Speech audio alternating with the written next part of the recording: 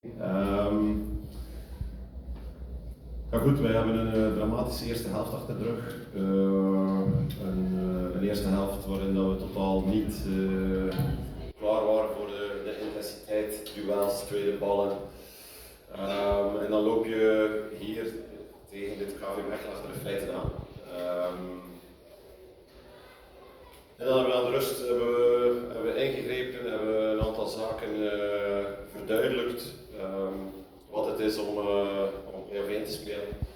En hebben we wel gereageerd.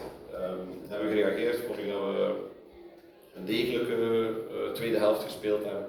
Waarbij dat er natuurlijk het kantelmoment aankomt met de strafschop. Ja, die scoren we dan niet. We hebben nog een aantal kleinere kansen die volgens mij toch ook meer op doel moet zijn. Of toch alles is waar je